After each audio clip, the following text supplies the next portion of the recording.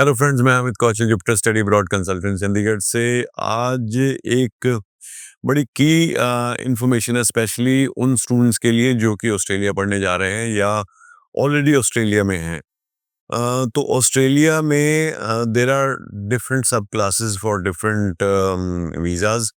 Generally जो student international school पढ़ने के लिए जाता है, उनकी जो सब क्लास है वो सभी जानते हैं कि 500 सब क्लास है। तो उसी सब सब क्लास के अंदर इंटरनेशनल स्टूडेंट को ट्रीट किया जाता है। बट जब आप पढ़ाई पूरी कर लेते हो, you qualify for post study work permit depending upon your location, आप कहाँ से पढ़ रहे हो, depending upon your level of study, तो आपको ग्रेजुएट वीजा जो है वो दिया जाता है, post post graduate work permit जिसको बोलते हैं, जो कि है सब class 485।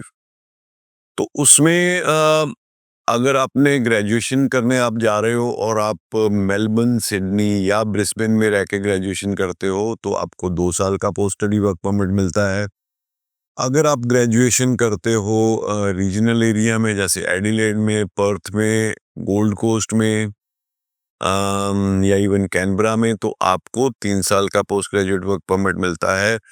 But there are some places, there are some cities in Australia जहाँ which are termed as ultra regional area, वहाँ आपको ग्रेजुएशन के बाद 4 साल का पोस्ट स्टडी वर्क परमिट मिलता है। सो इसके पीछे रीजन है why I am telling you these things. और उसी तरह से अगर आप मास्टर्स करने जाते हो तो आपको 3 साल का इन 3 सिटीज में वर्क परमिट मिलता है, और अगर आप रीजनल में जाते हो तो 4 से मैक्सिमम अप टू 5 इयर्स का पोस्ट स्टडी वर्क परमिट मिलता है।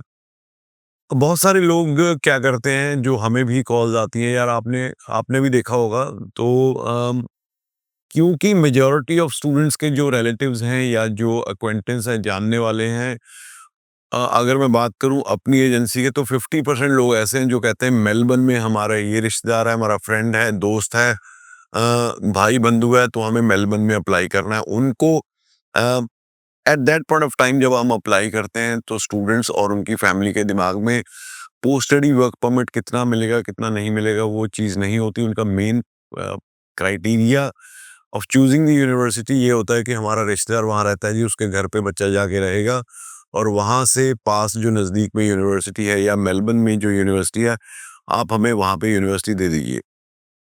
Nothing against it. बट अब ऑस्ट्रेलिया ने एक और सब क्लास है जिसको बोलते हैं सब क्लास 482।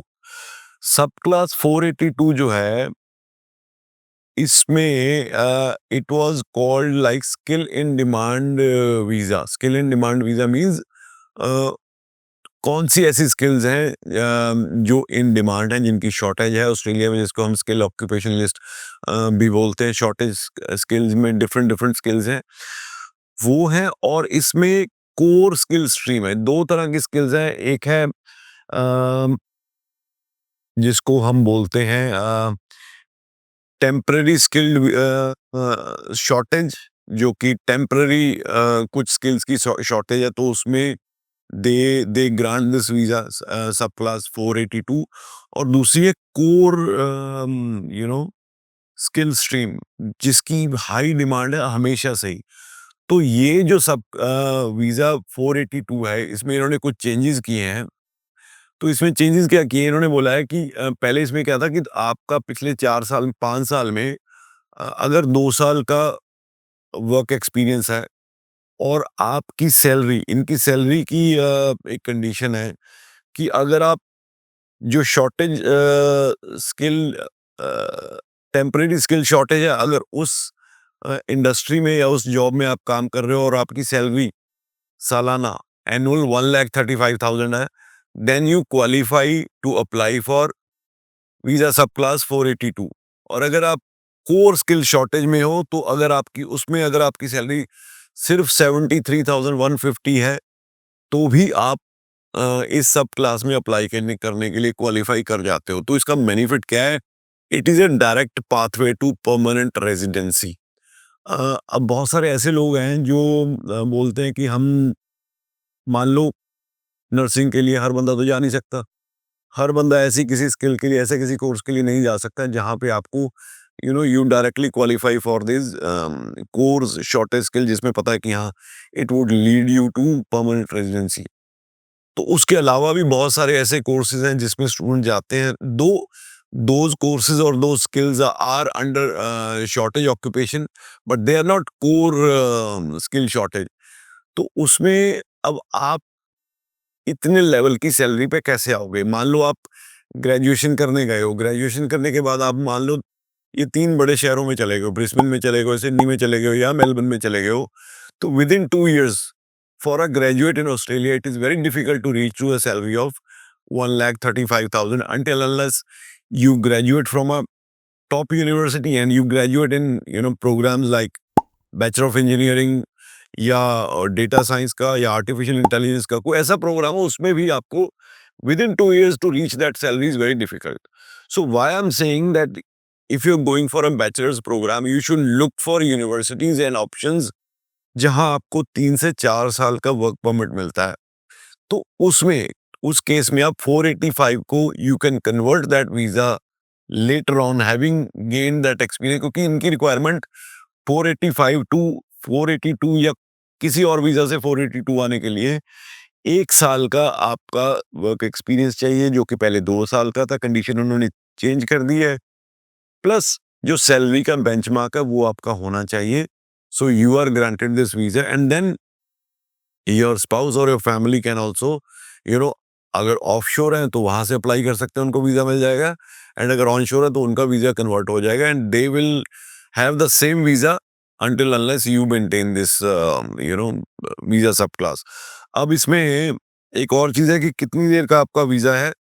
ये वीजा आपको 4 साल का मिलता है, यानी कि मान लो आपने ग्रेजुएशन की, ग्रेजुएशन करने के बाद आपने रीजनल एरिया से ग्रेजुएशन की, मान लो अल्ट्रा रीजन से की, 4 साल का आपके पास वर्क एक्सपीरियंस है जो आपकी सब क्लास 485 में आपने उसको यूज करना है।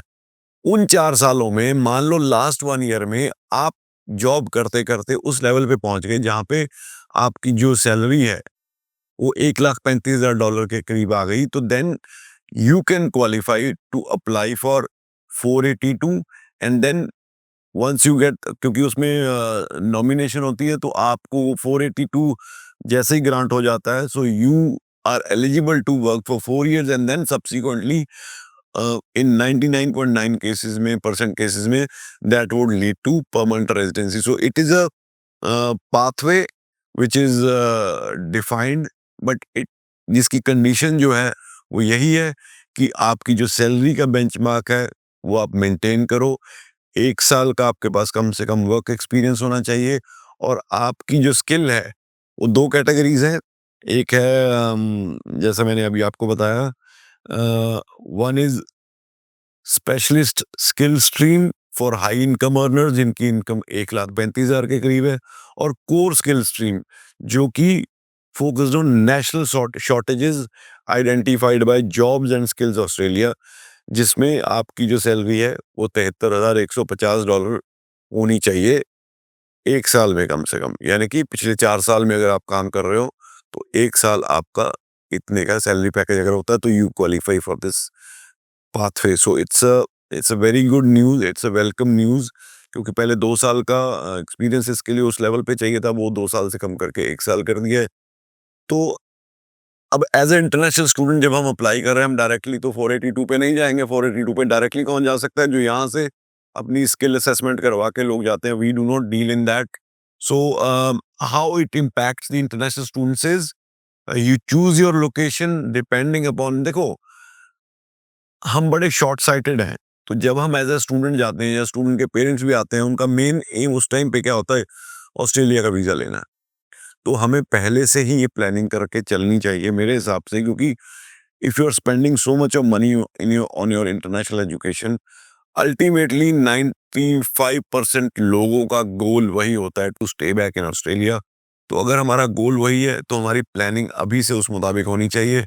So choose your destination specially in regional area, अगर हो सके तो अल्ट्रा रीजनल एरिया भी, so that you get maximum post study work permit and then that will help you gain that level of salary and gain that employment so that आप आगे qualify कर सको 482 के लिए। तो उम्मीद है ये वीडियो कहीं ना कहीं आपको कोई ना कोई इंफॉर्मेशन मतलब हो सकता है बहुत सारे लोग इस बारे में नहीं सोच रहे होंगे अभी, जिन्होंने अप्लाई किया या करना चाहते हैं, तो उनके लिए एक सोचने के लिए ज़रूर मजबूर करेगी। तो ज़रूर इसको देखिएगा। दूसरा, बहुत सारे कॉल्स भी आ रही हैं कि जिनके बच्चे अभी 2025 में ग्रेजुएट होने वाले हैं या प्लस टू पास करने वाले हैं, so they can still apply for July intake. और अगर आप जुलाई इनटेक के लिए अप्लाई करना चाहते हैं जो 25 में ग्रेजुएट हो रहे हैं, you can still contact us and we can help you in getting your admission for 2025 July intake. सो lines are open. Get in touch with us and choose your university and your destination very carefully, because that will lead to the your ultimate goal कि किस तरह से आप उसको achieve करेंगे। क्योंकि आने वाले टाइम में जो चीज़ें हैं बड़ी स्ट्रीमलाइन होने वाली हैं। जो पहले वाला सिस्टम था कि यहाँ से यूनिवर्सिटी में गए, वहाँ से जाके कोई ट्रेड कोर्स ले लिया, वो अब उतना आसान नहीं रहने वाला है या मुश्किल होने वाला है। या हो सकता है आपने ये भी देखा होगा कि बहुत सारे जो अच्छे कॉलेजेस हैं, वहाँ पे एडमिशंस ही नहीं मिल पा रही क्योंकि उनको सीट्स एलोकेशन ही बहुत कम हुई है। तो please do take this decision very seriously. और अगर हमारे से कोई कंसल्ट करना चाहते हो, तो you are most welcome to contact us. Thank you so much.